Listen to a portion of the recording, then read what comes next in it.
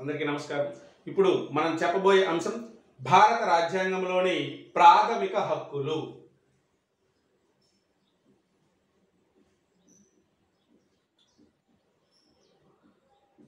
ప్రాథమిక హక్కులు, fundamental rights. చాలా పెద్ద టాపిక్, చాలా జాగ్రత్తగా వినండి దయచేసి. ప్రభుత్వం యొక్క గొప్పతనం తెలియాలంటే ప్రజలకు ఇచ్చే హక్కులపై ఆధారపడి ఉంటుందని హెచ్జే లాస్క్ అన్న తత్వవేత్త అభిప్రాయపడడం జరిగింది.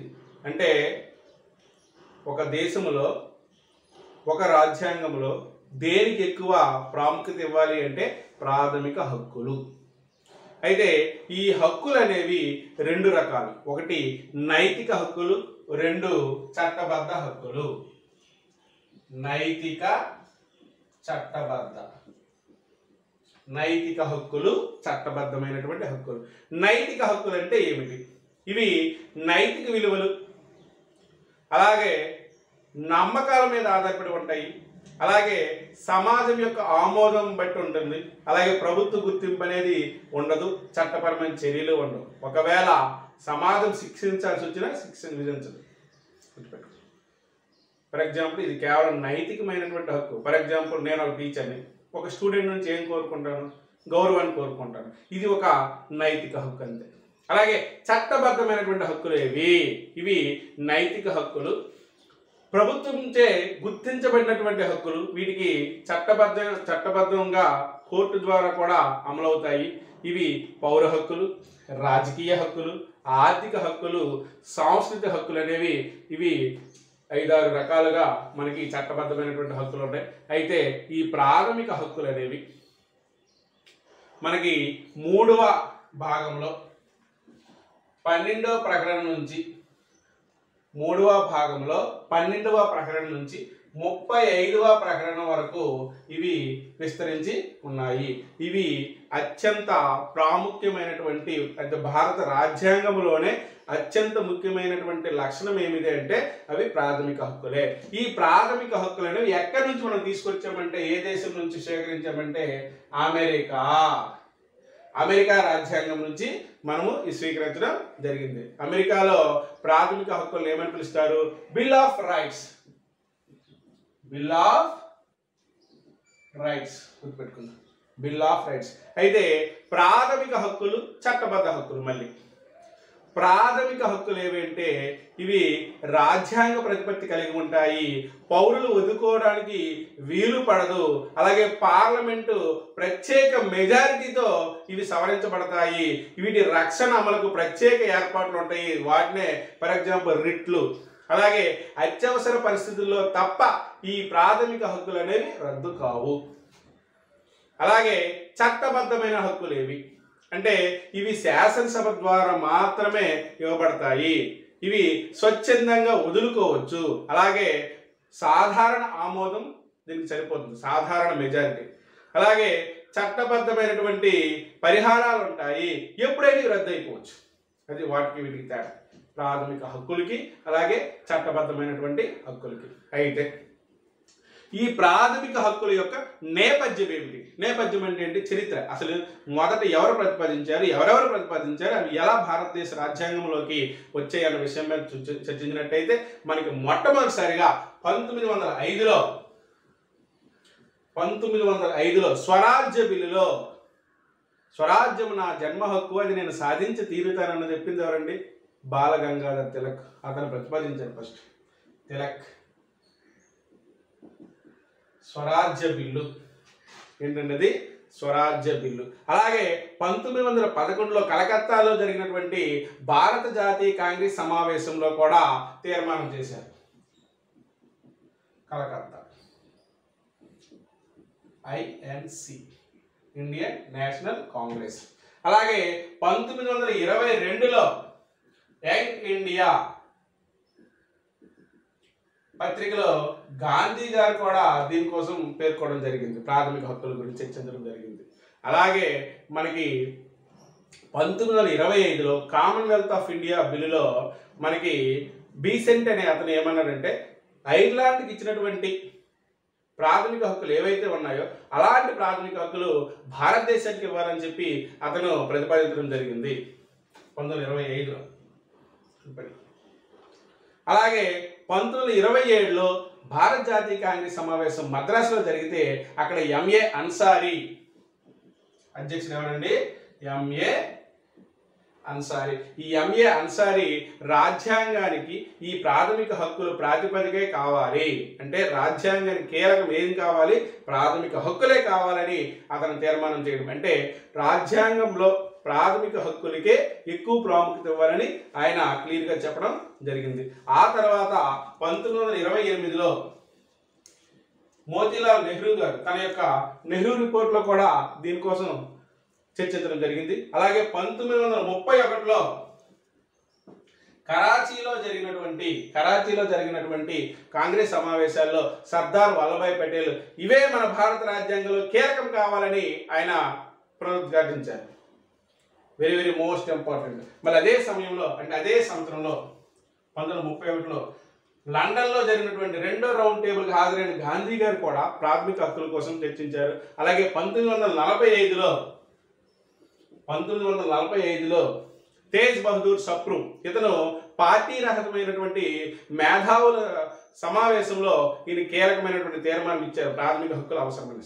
మరి దీని యొక్క కసరత్తు ఎలా చేశారంటే 1947 జనవరి 24వ తారీఖున సర్దార్ వల్లభాయ్ పటేల్ నాయకత్వంలో 54 మందితో కూడినటువంటి ఒక సలహా సంఘం ఏర్పాటు చేశారు. ఎస్విపి, సర్దార్ వల్లభాయ్ పటేల్ 54 మందితో కూడినటువంటి ఒక సలహా సంఘము. ఎప్పుడు? 1947 జనవరి 24వ తారీఖున. ఇంకా దీనితో పాటు 1947 ఫిబ్రవరి 12న జేబి కృపాలని నాయకత్వంలో మరో ఉపసంఘం వేశారు. ముందు ఒక సలహా సంఘం వేశారు ప్రధాన కమిటీ, దానికి ఒక ఉపసంఘం కూడా వేశారు జేబి కృపాలని. అలాగే దీనికి ప్రతిపాదించింది ఎవరండి? ఈ ఉపసంఘంలో బిఎన్ రావు. ఎవరండి? బిఎన్ రావు.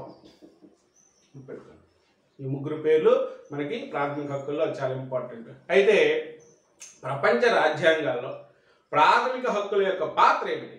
ఏ విధంగా పొందుపరిచారు ఈ హక్కుల కోసం? ఇందులో ఒకటి, ప్రపంచంలోనే మొట్టమొదటిసారిగా ప్రాథమిక హక్కుల కోసం చర్చించినటువంటిది ఏంటంటే మాగ్నా కార్టా. మాగ్నా కార్టా అనేది ఒక చార్టర్, రాజుగారు ఇచ్చినటువంటి ఒక పత్రం. మాగ్నా కార్టా ప్రజలకు ఇచ్చినటువంటి ఇవి హక్కులు. ఇవి మొట్టమొదటిసారిగా ఇంగ్లాండ్లో 1215లో జాన్ ఎడ్వర్డ్, ఇంగ్లాండ్లో 1215లో అక్కడి రాజు జాన్ ఎడ్వర్డ్ మాగ్నా కార్టాని రూపొందించడం జరిగింది. తర్వాత బిల్ ఆఫ్ రైట్స్ అనేది మళ్ళీ 1689లో ఇంగ్లాండ్ యొక్క పార్లమెంట్ రూపొందించింది. అలాగే బిల్ ఆఫ్ రైట్స్ 1789 అమెరికా కూడా దీన్ని రూపొందించింది. అదే సమయంలో ఈ బిల్ ఆఫ్ రైట్స్ని ఎవరు రూపకర్త ఎవరంటే జేమ్స్ మారిసన్, గుర్తుపెట్టుకోండి. అలాగే అమెరికా భారత రాజ్యాంగ పితామహుడు అని కూడా పిలుస్తారు. మరి భారతదేశ రాజ్యాంగ పితామహుడు ఎవరు? డాక్టర్ బిఆర్ అంబేద్కర్, గుర్తుపెట్టుకోండి. అలాగే ఫ్రెంచ్ వారు 1789లో కూడా ఈ ప్రాథమిక హక్కుల కోసము తెలియజేయడం జరిగింది. అలాగే రష్యా వారు 1917లో దీనికోసం చర్చించారు. చివరగా 1948లో పిఎన్ఓ ఐక్యరాజ్య సమితి డిసెంబర్ 10వ తారీఖున ప్రపంచవ్యాప్తంగా మానవ హక్కుల ప్రకటనని ఇవ్వడం జరిగింది. ఇవన్నీ భారత రాజ్యాంగంలోని ప్రాథమిక హక్కులకి ఇవి మూలాధారాలు, గుర్తుపెట్టుకోండి. అంటే మొట్టమొదటిసారిగా ఈ హక్కుల కోసం ప్రతిపాదించింది ఎవరంటే ఫస్ట్ ఆఫ్ ఆల్ మాగ్నా కార్టా, ఇంగ్లాండ్. అయితే ఈ ప్రాథమిక హక్కులు ఎన్ని? అందులో ఒకటో ప్రాథమిక హక్కు సమానత్వపు హక్కు. ఏంటండి? సమానత్వపు హక్కు. ఇది 14వ అధికరణం నుంచి 18వ అధికరణం వరకు ఇది విస్తరించి ఉంది. అలాగే వ్యక్తి స్వేచ్ఛ స్వాతంత్రపు హక్కు, వ్యక్తి స్వేచ్ఛ స్వాతంత్రపు హక్కు వెరీ వెరీ మోస్ట్ ఇంపార్టెంట్. ఇవి 19 నుంచి 22 ప్రకరణం మధ్య విస్తరించి ఉంది. అలాగే మూడోది పీడనాన్ని నిరోధించే హక్కు. ఇది 23, 24వ ప్రకరణంలో విస్తరించి ఉన్నది. అలాగే మత స్వాతంత్రపు హక్కు,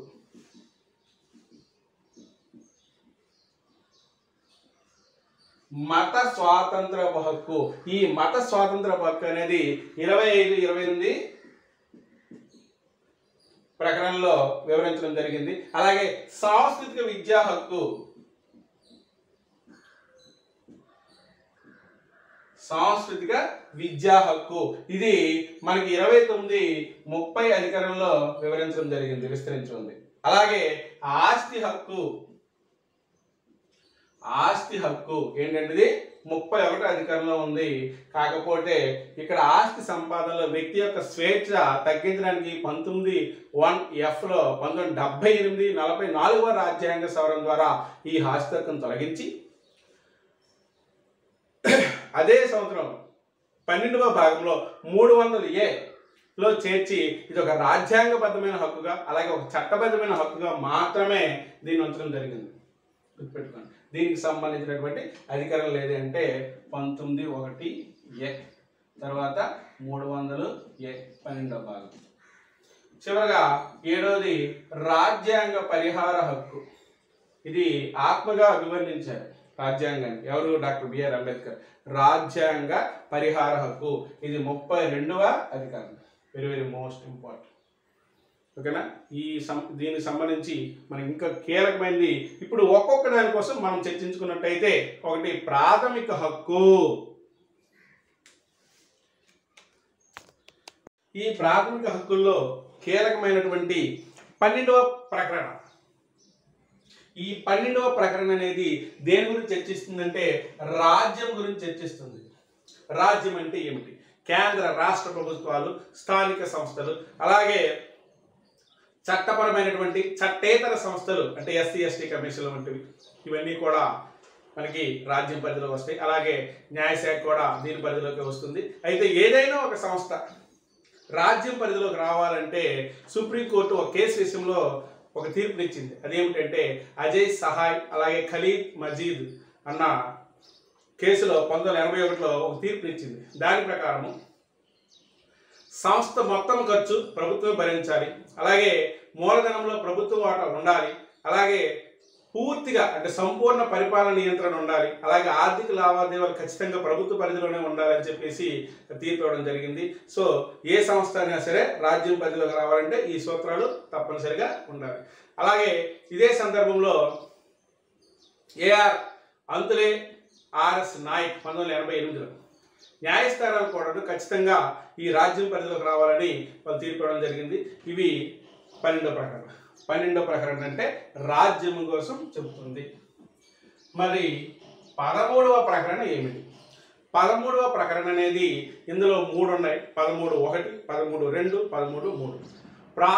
13(1) అనేది ప్రాథమిక హక్కులు వ్యతిరేకంగా అమలైతే అవి చెల్లవని చెప్పడానికి, అలాగే 13(2) అనేది హక్కులు హరించే లేదా పరిమితం చేసే చట్టాలు ఏవైతే ఉన్నాయో వాటిని ఆదేశించడానికి చెల్లవని చెప్పడానికి, అలాగే 13(3) ఇవి కేంద్ర రాష్ట్ర శాసనాలు, ఆర్డినెన్స్లు అన్నీ కూడా దీని పరిధిలోకి వస్తాయి.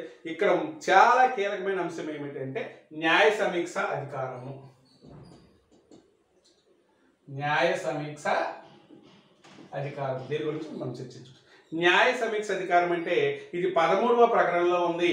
అయితే ఏదైనా ఒక చట్టము ప్రాథమిక హక్కులకు లేదా హక్కులు విరుద్ధమైతే అటువంటి చట్టాలు ఏవైతే ఉన్నాయో అవి చెల్లుబాటు కావు అని సుప్రీంకోర్టు ఇచ్చే అధికారమే ఈ న్యాయ సమీక్ష అధికారము. అంటే రాజ్యాంగానికి వ్యతిరేకంగా ఏ చట్టం వచ్చినా అది చెల్లదని చెప్పే అధికారము ఒక న్యాయ సమీక్ష అధికారము, అది సుప్రీంకోర్టుకి ఉంది. అలాగే ఇక్కడ ఈ న్యాయ సమీక్ష అధికారానికి మరో పేరు ఆల్ట్రా వైరస్. ఏంటంటే ఇది లాటిన్ పదం. నల్ అండ్ వాయిడ్ అంటే not valid. Null and void, not valid, ultra virus ఇవి లాటిన్ పదాలు. అయితే హక్కులను సవరించే న్యాయ సూత్రాలు మనకి 4 ఉన్నాయి. అందులో ఒకటి డాక్ట్రిన్ ఆఫ్ సెవరబిలిటీ.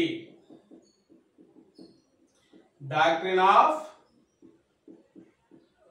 సెవరబిలిటీ అంటే ఏమిటి? డాక్ట్రిన్ ఆఫ్ సెవరబిలిటీ అంటే పార్లమెంట్ చేసిన చట్టాలు ఏవైతే ఉన్నాయో అవి ప్రాథమిక హక్కులు భంగం కలిగిస్తే అవి ఆ చట్టాలు అనేవి చెల్లుబాటు కావు. అయితే చట్టాన్ని కాకుండా ఆ చట్టంలో ఏ అంశమైతే ప్రాథమిక హక్కులకు భంగం కలిగిస్తుందో దాన్ని మాత్రమే తొలగిస్తారు. ఒకవేళ తొలగించకపోతే మాత్రం ఆ చట్టం మొత్తం రద్దు అవుతుంది. ఇదే doctrine of severability. Very very most important. అలాగే రెండోది doctrine of waiver. Doctrine of waiver. Doctrine of waiver అంటే ఏమిటంటే పౌరులు తప్పకుండా ప్రాథమిక హక్కులు ఏవైతే ఉన్నాయో అవి తప్పనిసరిగా పాటించాల్సిందే అని చెప్పి మన రాజ్యాంగం చెప్పడం జరిగింది. దీన్నే డాక్ట్రిన్ ఆఫ్ వైనర్ అని పిలుస్తారు. మూడోది doctrine of eclipse. Doctrine of eclipse.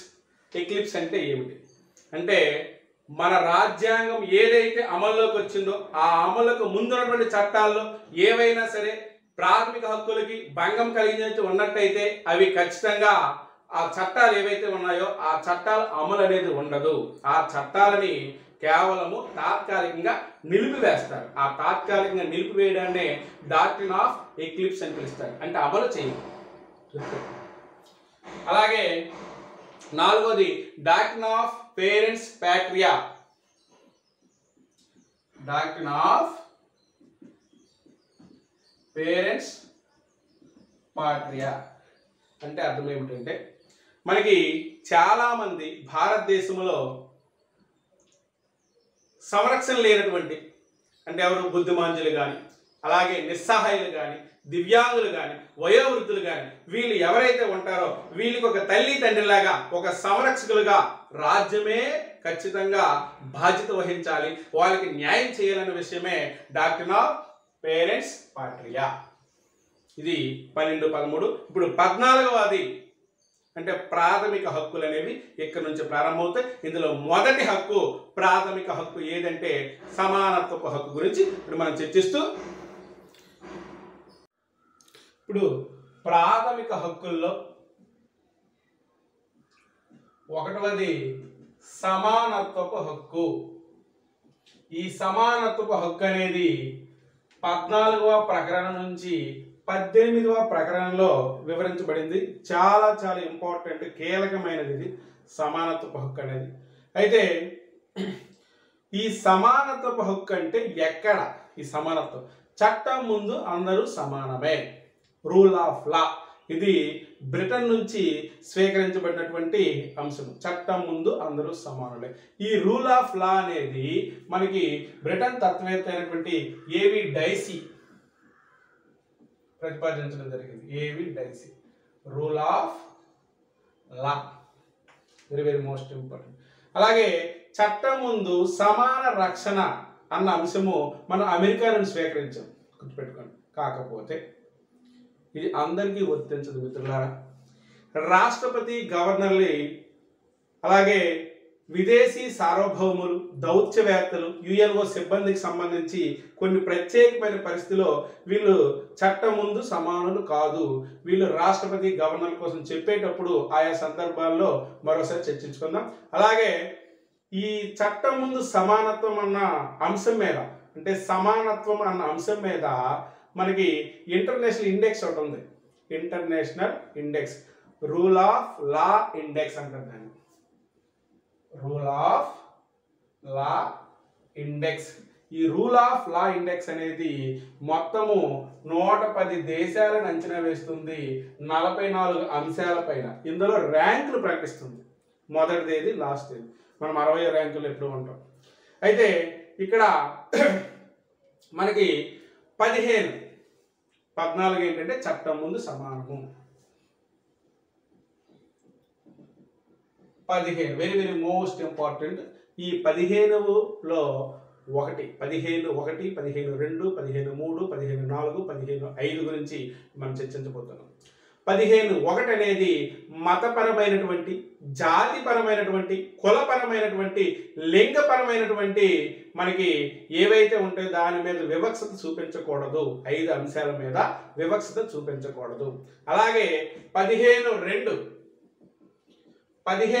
అనేది ప్రజల యొక్క ప్రయోగం చేకూర్చే ఏవైతే ప్రదేశాలు ఉంటాయో గుళ్ళు, గోపురాలు, చెరువులు, బావులు వంటివి అవి అక్కడ ఎట్టి పరిస్థితుల్లో వివక్షత చూపించకూడదు. అలాగే 15.3 అనేది మహిళలకి బాలలకి ప్రత్యేక సదుపాయాలు కల్పించాల్సిన అవసరం కోసము ఇది వివరించబడింది. అలాగే 15.4 ఈ 15.4 అనేది మనకి సామాజిక విద్యాపరమైనటువంటి ప్రత్యేక సదుపాయాలు కల్పించాలని చెప్పేసి ఇది వివరించడం జరిగింది. దీని ఆధారంగానే అంటే 15.4 ఆధారంగానే 1951లో మొదటి రాజ్యాంగ సవరణ చేశారు. Very very most important. రాజ్యాంగ సవరణ గురించి చర్చించేటప్పుడు మళ్ళీ ఒకసారి దాని గురించి పూర్తి స్థాయిలో చర్చిద్దాం. ఓకేనా? 15.4 ఏంటంటే సామాజిక విద్యాపరమైనటువంటి సదుపాయాలు కల్పించడం అన్న అంశం మీదే 1951లో మొదటి రాజ్యాంగ సవరణ జరిగింది. అలాగే 15.5 అంటే ఏమిటంటే ప్రైవేట్ విద్యా సంస్థలు అయినా కానీ ప్రభుత్వ నిధుల సహాయంతో నడుస్తున్న విద్యా సంస్థలు ఏమన్నాయో అక్కడ సామాజిక విద్యా సదుపాయాలు కల్పించాలి. ఇది దీనికి సంబంధించింది. అయితే ఈ సమానత్వము, చట్టం ముందు సమానత్వము, ఈ సమానత్వం అంశాల్లో సుప్రీంకోర్టు వివిధ సందర్భాల్లో ఇచ్చినటువంటి తీర్పులు ఏమిటంటే అది ఒకటి 1951లో చంపకం దొరై రాజన్ వెర్స్ మద్రాస్ రాష్ట్రం. అక్కడ ప్రభుత్వ ఇంజనీరింగ్ కళాశాలలో మతపరమైనటువంటి కులపరమైనటువంటి సీట్లు కేటాయించడం జరిగింది. దానికి వ్యతిరేకంగా పిటిషన్ దాఖలు చేసినటువంటి విద్యార్థిని ఎవరంటే చంపకం దొరై రాజన్. మతపరమైనటువంటి సీట్లు రిజర్వేషన్ వద్దు అని చెప్పేసి, చెల్లవు అని చెప్పేసి సుప్రీంకోర్టు ఈ సందర్భంగా తీర్పునివ్వడం జరిగింది. Very very most important. అలాగే ఎంఆర్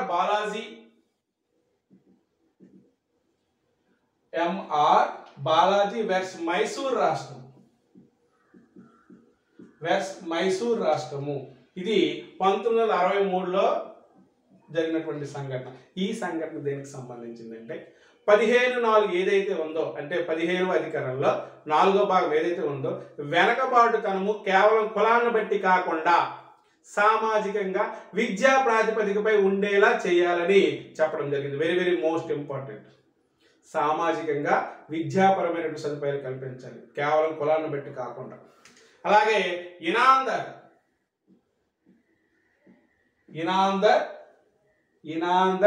వెస్ మహారాష్ట్ర. ఇది 2005కు సంబంధించినటువంటి కేసు అండి. మహారాష్ట్ర ఇనాందర్. వీళ్ళేం చెప్పారంటే ప్రభుత్వము ధన సహాయం చేయనటువంటి పొందని విద్యా సంస్థలు ఏవైతే ఉంటాయో, మైనారిటీ ఏతర విద్యా కళాశాలలు ఏవైతే ఉంటాయో అక్కడ ఈ రిజర్వేషన్ అనేవి వర్తించవు. ఎందుకంటే గవర్నమెంట్ దానిలో ఫండింగ్ లేదు కాబట్టి. ఓకేనా? అలాగే 2005లో Nagaraju versus Union of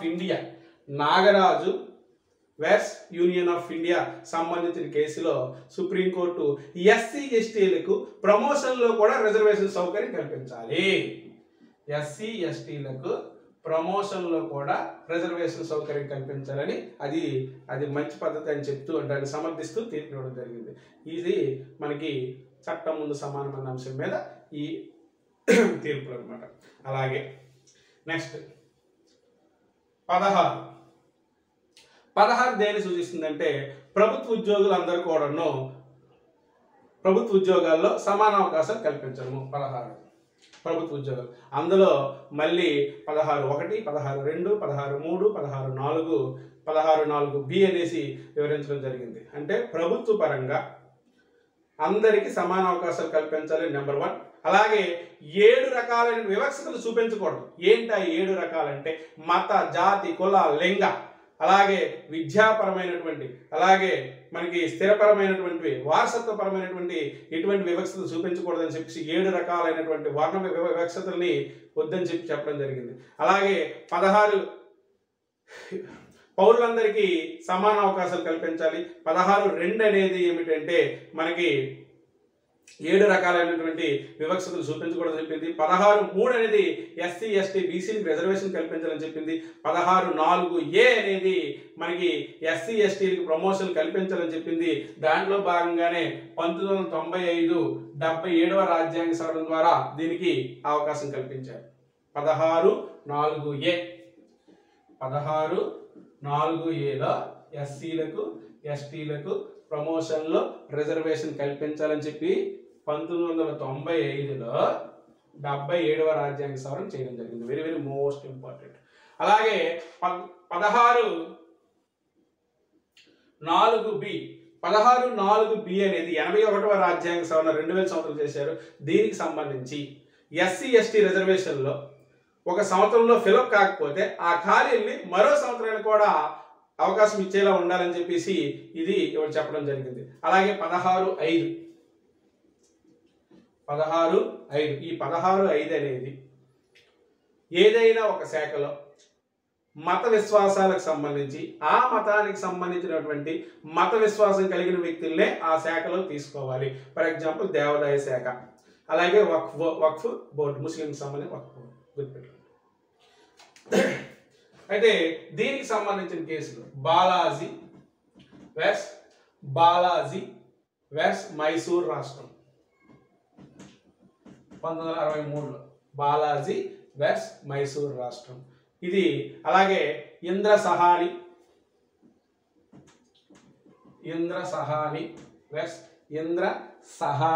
verse Bharat India గుర్తుపెట్టుకోండి. ఇది 1992లో ఇన్స్టిట్యూట్. బాలాజీ వెర్స్ మైసూర్ రాష్ట్రం యొక్క కేసులోన ఇంద్ర సహాని మరియు ఇండియా కేసులోన కీలకమైనటువంటి తీర్పు ఇవ్వడం జరిగింది. అది ఏమిటంటే రిజర్వేషన్ అనేది 50% దాటకూడదు. గుర్తుపెట్టుకోండి, 50% దాటకూడదు. రిజర్వేషన్లు ఏవైతే ఉన్నాయో అవి 50% దాటకూడదు. అలాగే ఏపీలో అంటే మన ఆంధ్రప్రదేశ్లో ఏవిఎస్ నరసింహరావు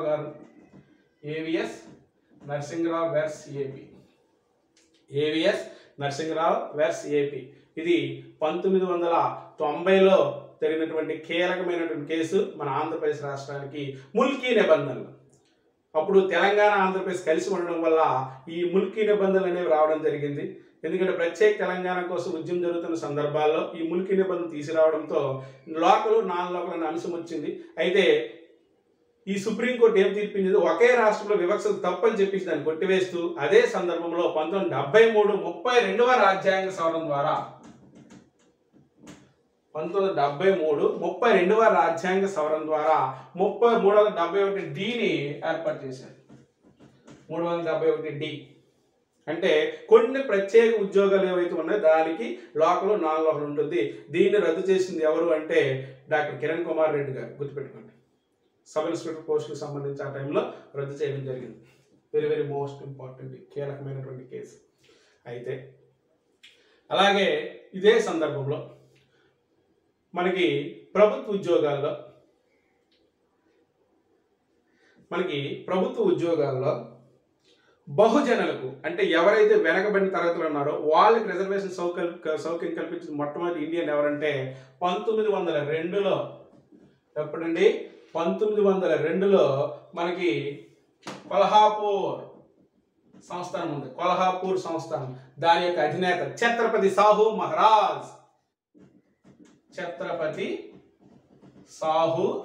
మహారాజ్ అనే అతను మొట్టమొదటిసారిగా బహుజనులకి రిజర్వేషన్ కల్పించాడు. ఇతనే రిజర్వేషన్ల పితామహుడు అని పిలుస్తారు. ఎవరిని? ఛత్రపతి సాహు మహారాజ్ గారినే రిజర్వేషన్ల పితామహుడు అని పిలుస్తారు. Very very most important. ఆ తర్వాత 1921లో బాంబే అలాగే మద్రాసుల్లో ప్రభుత్వ ఉద్యోగులకి రిజర్వేషన్ సౌకర్యం అనేది కల్పించడం జరిగింది. ఆ తర్వాత కీలకమైనటువంటి సమస్య ఏమిటంటే కేసులు ఏమిటంటే మండల్ కమిటీకి సంబంధించిన ముందు అంశాన్ని మనం చర్చించినట్టయితే ఈ మండల్ కమిషన్ అనేది ఓబీసీ రిజర్వేషన్ సంబంధించింది. జనతా ప్రభుత్వం వచ్చిన తర్వాత 1779లో బిపి మండల్ అధ్యక్షతన ఈ కమిటీ వేశారు. ఇది సామాజిక విద్యాపరమైనటువంటి ఏవైతే కేంద్ర సర్వీసులు ఉంటాయో దానిలో 27% రిజర్వేషన్ ఇవ్వాలని చెప్పేసి 1980లో తన యొక్క నివేదిక ఇచ్చింది. 79లో బిపి మండల్ కమిషన్, 80లో నివేదిక ఇవ్వడం జరిగింది. ఎంత శాతము? 27%. ఎక్కడ? సామాజిక విద్యాపరమైనటువంటి కేంద్ర సర్వీసుల్లోను. Very very most important. అయితే దీన్ని అమల్లో తీసుకొచ్చింది ఎవరంటే 1989 విపి సింగ్ ప్రధానమంత్రిగా ఉన్నప్పుడు అమలు చేస్తున్నట్టు ప్రకటించారు విపి సింగ్ గారు. అయితే పివి నరసింహారావు గారు అంటే ప్రధానమంత్రిగా ఉన్నప్పుడు కొన్ని కీలకమైనటువంటి మళ్ళీ 2 సవరణలు చేశారు. అవి ఏమిటి అంటే, ఎవరైతే ఓబీసీలు ఉన్నారో వాళ్ళకి ఆర్థిక ప్రాతిపాదికన రిజర్వేషన్లు ఇవ్వడం అనేది, రెండోది అగ్రవర్ణాల్లో ఆర్థికంగా వెనకబడిన వాళ్ళకి 10% రిజర్వేషన్ ఇవ్వాలని చెప్పడం అనేది ఇందులో కీలకమైన అంశాలు. ఇక్కడ బీపీ మండల్ వెనకబాటుతనాన్ని 11 అంశాలు సూచించింది. ఇన్ని 11, అందులో 2 సామాజిక విద్యాపరమైనటువంటివి. అయితే ఇక్కడ ఇందిరా సహాని వర్సెస్ ఇండియా కేసులో 1993లో ఈ మండల్ కేసు అంటారు. దీని కేసు ఇది ఇందిరా సహాయ్ వర్సెస్ ఇండియాకి సంబంధించిన కేసు ఇది 1993. దీన్నే మండల్ కేసు అని పిలుస్తారు. ఈ మండల్ కేసు ప్రకారం సుప్రీంకోర్టు ఏం తీర్పిందంటే ఓబీసీలకు రిజర్వేషన్ 27% ఇవ్వడం కరెక్ట్, సమర్థించింది. ఓకేనా? అలాగే ఓబీసీలకి క్రిమిలేయర్ తప్పనిసరి. క్రిమిలేయర్ అంటే ఏమిటి? క్రిమిలేయర్ సంపన్న వర్గాలు అంటే ఆనాటి టైంలో 8 లక్షల ఆదాయం మించినట్టయితే వారు క్రిమిలేయర్ కింద వస్తారు. అంటే ఓబీసీల్లో ఎవరైతే క్రిమిలేయర్ అని ఉంటారో వాళ్ళకి రిజర్వేషన్ వర్తించదు. అండర్ క్రిమిలేయర్ అంటే సంపన్న వర్గాల కింది వారికి ఓబీసీ రిజర్వేషన్ 27% వర్తిస్తుంది. అలాగే 50% రిజర్వేషన్ మించకుండా ఉండకూడదని చెప్పేసి చెప్పడం జరిగింది. Very very most important. అలాగే ఆర్థిక పరమైనటువంటి పరిమితి ఇందులో రిజర్వేషన్ చెల్లవని చెప్పి కూడా తీర్పివ్వడము జరిగింది. అయితే ఈ క్రిమిలేయర్ అన్న పదానికి దానికి ఒక కమిటీ వేయడం జరిగింది. రామచంద్ర ప్రసాద్ కమిటీ.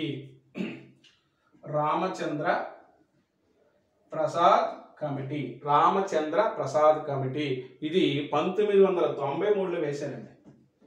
దీని మీద క్రిమిలేయర్ అన్న అంశం మీద. దీని ప్రకారం 8 లక్షలు దాటిన వాళ్ళందరూ కూడా అండర్ క్రిమిలేయర్ కింద వస్తారు, గుర్తుపెట్టుకోండి.